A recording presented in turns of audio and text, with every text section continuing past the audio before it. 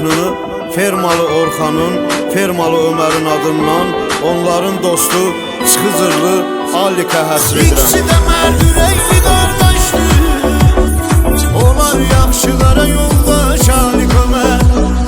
Çıxızırlı Alik hörmətdir, ömr eləyir düzgün ədalətdir.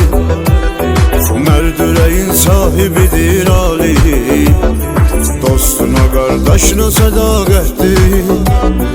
Mərd ürəyin sahibidir Alik, dostuna qardaşına sədaqətdir.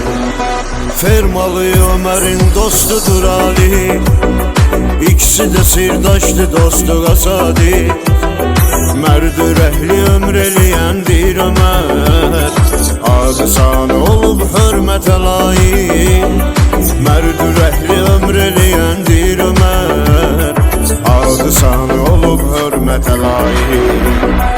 İki dostun, iki sirdaş Alik Ömər, deyir bir-birinə qardaş Alik Ömər.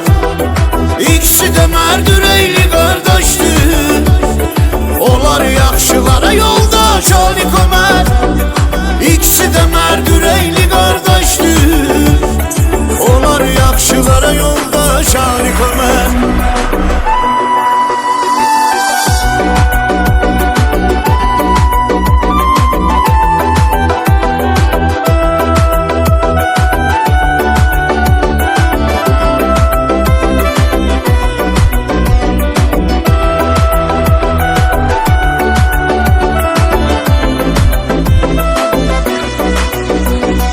Fermalı Orxan hörmətlidir özü, o hər zaman əyridən seçir düzü. Çıxızırlı Alikə dost sirdaşdır, Allah hər zaman var eyləsin sizi. Çıxızırlı Alikə dost sirdaşdır, Allah hər zaman var eyləsin sizi.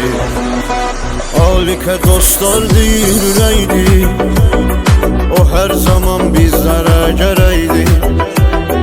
Qardaşa can sağlığı arzu eləyirik, yetimə arxa dayaqdır köməkdir.